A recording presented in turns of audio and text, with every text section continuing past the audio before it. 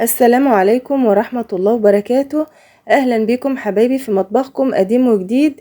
ازيكم عاملين ايه؟ يا رب تكونوا في احسن حال. النهاردة معانا فتة العيد، الفتة اللي كلنا بنحبها. هعملها لكم بطريقتين، الاتنين احلى من بعض واسهل من بعض. يا رب تعجبكم طريقتي، ويلا بينا نعملها مع بعض. اول حاجة معايا هجيب اللحمة بتاعتنا، واي حاجة هنحمر فيها اللحمة او هنعملها الصدمة الاولانية. انا هنا مسيحة حتة ليا زي ما انتوا شايفين معايا كده. هأدي الصدمة الأولانية للحمة، وبعد كده على النار في حلة هكون بغلي مية وحاطة فيها بصل، توم، ورق لورا، وحبيتين حبهان. فتحيهم كده قبل ما تحطيهم في الشوربة. بعمل بقى كل حاجة مع بعضها، يعني كل حاجة على عين كده. اللحمة بتتشوح، الشوربة بتغلي، عندي كمان الرز معاكم اهو. حطيت المادة الدهنية بتاعتي، شوحته شوية كده على النار قبل ما احط عليه الشوربة او المية. جبت شوية مية من اللي بتغلي بتاع اللحمة دي، اللي انا لسه ما حطيتش فيها اللحمة ولا حاجة، بس حاطة فيها ومنكهاها بالبصل والحاجات اللي احنا حطيناها، ورق اللورا والحبهان والثوم. باخد منها بقى العقد بتاع الرز. وطبعا احنا عارفين الرز فوقه بحط المية او الشوربة فوقه بعقلة صابع. بعد كده اللحمة عندي اتشوحت على العين التانية، فهروح احطها في الشوربة زي ما احنا شايفين معانا. بحطها اهو. خلاص كده عندي تقريبا كل حاجة جهزت. اللحمة هسيبها بقى تستوي، الرز هسيبه يستوي. شوفوا معايا، انا ما بغطيش الرز في الاول خالص، بسيبه لحد ما يشرب كده ويشرب ميته، وبعدين اوطيه واوطي عليه خالص بقى واسيبه يستوي على مهله. بعد كده بنعمل ايه بقى؟ بنعمل بقى الصلصة بتاعتنا.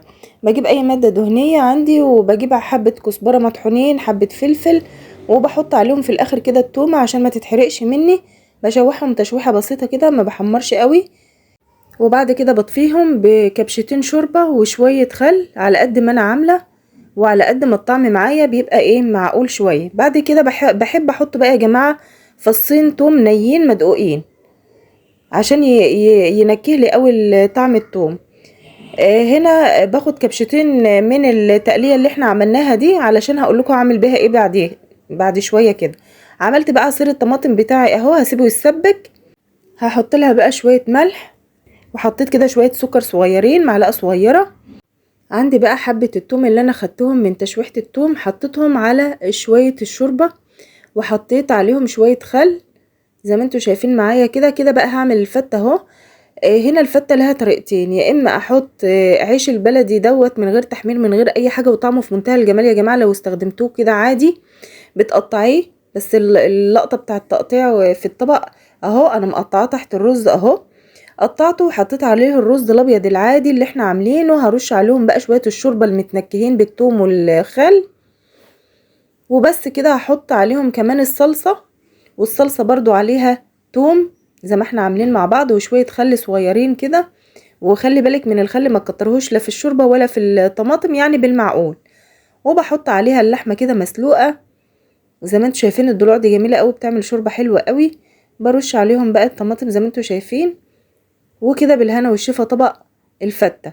في طريقة تانية بقى للفتة، ان انا بجيب العيش اللي انتوا شايفينه دوت، وبدهنه كده، بديله دهنة سمنة بلدي، زبدة، زيت، بالفرشة كده. وبعدين بحطه يا اما تحت الشواية في الفرن، يا اما على عين البوتاجاز العادي. وبعد اقلب فيه ثانية على الوش ده وثانية على الوش ده لحد ما يتحمر معايا او اسمه يتأمر كده. وبروح مكسراه كده في الطبق بتاعي. بعد كده بقى بجيب الشوربة بتاعتنا ام خل وتوم دي، وبروح حط عليه كبشتين كده صغيرين، يعني بسقسقه كده يا دوبك، ما ببلوش قوي. للي عايزه مقرمش، اللي عايزه مش مقرمش بيحط عادي شوربة، بيسقيه بالشوربة عادي. وبعد كده بجيب بقية الشوربة دي بحطها على الرز. يعني ما بحطش الرز ابيض كده، لا، بحط عليه الشوربة الاول كده زي ما انتوا شايفين. وبعد كده هروح احطه على العيش بتاعنا اللي احنا مقطعينه مسقسقينه بالشوربه. في الطبق الاولاني حطيت الرز ابيض، وبعدين رشيت على وشه الشوربه. لا، هنا اديت له ايه، تقليبه كده مع الشوربه. وممكن كمان اقيد عليها النار، اقيد على الرز النار، اوطي كده واقلب بالشوربه بالرز. وبعد كده بروح حطها على العيش بتاعي. ولو عايزه تحطي كبشه شوربه كده فوق الرز كمان حطي. واكمل بقى واحط الصلصه. طبعا الصلصه دي اللي احنا عملناها مع بعض بالخل والثوم، وبتخليها سميكة شوية كده، ما تخليهاش مية قوي. بعد كده بحمر اللحمة بتاعتي. انا حطيتها في الطبق الاولاني مسلوقة، ممكن هنا بقى تحمريها وتحطيها متحمرة. يعني عندك طريقتين اهو تعملي بيهم الفتة. يا رب يعجبوكم، والطريقتين اطعم من بعض صدقوني، الطريقتين جمال قوي قوي. يلا اسيبكم على خير واشوفكم على خير ان شاء الله. وما تنسونيش بقى بالدعوة الحلوة ليا ولأولادي بصلاح الحال، واللايك والشير والاشتراك في القناة. والسلام عليكم ورحمة الله وبركاته.